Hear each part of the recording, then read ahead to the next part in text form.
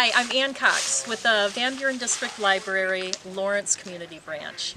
We are at the Hamilton Coastal Plain Marsh today for a mushroom hunt. Our guest is Tony Blowers. He's going to lead us today. Tony, what are we going to be looking for? What we're going to be looking for today is spring mushrooms at this beautiful marsh preserve.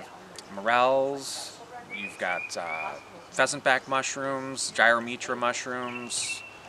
There's a pretty long list of spring mushrooms that you can keep your eye out for here. I have been doing this for about 12 years now. I have different events across West Michigan. I have a group on Facebook called Isle of Wild Mushrooms, and you're welcome to join that group if you'd like to learn more about mushrooms. We have about 90,000 members there, so feel free to check that out. It's called Isle of Wild Mushrooms on Facebook, and I hope to see you in the woods.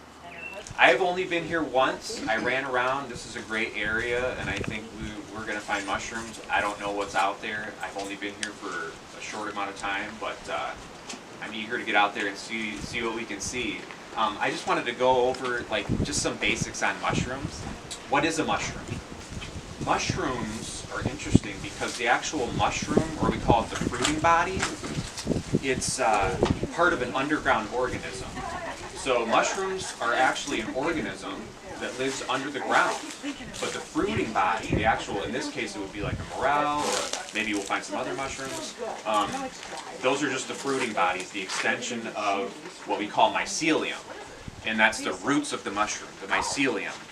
And those are underground. So in a way, the organism's kind of protected because it lives down there.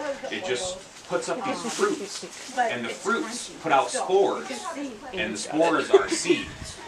So like seeds that have, plants have seeds, mushrooms have spores. So that's kind of how they reproduce. They put up a mushroom, it puts out spores, humans come along, we pick them, and we eat them.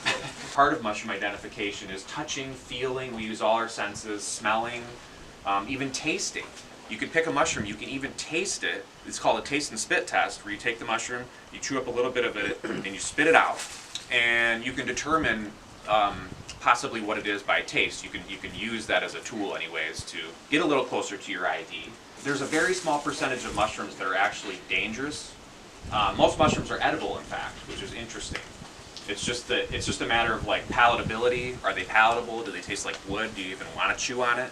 But as far as like toxic mushrooms that can hurt you, it's a very small amount. There's maybe like 5 or 8 in the entire world that could do any damage or hurt you.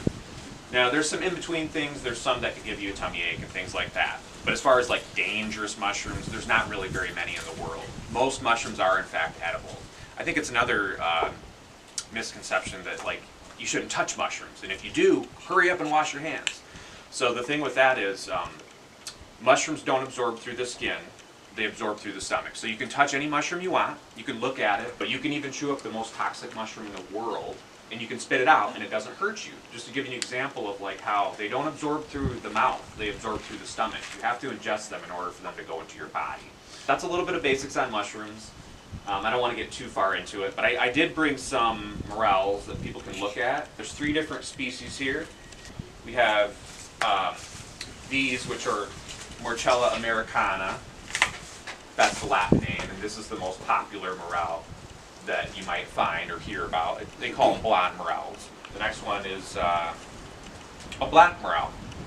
And these are small, and they're black, and they're a little bit harder to find because of that. They're darker in color, so they kind of hide. They look like leaves. But these are something to keep an eye out for today. Because right now, these are pretty much like at the peak of season.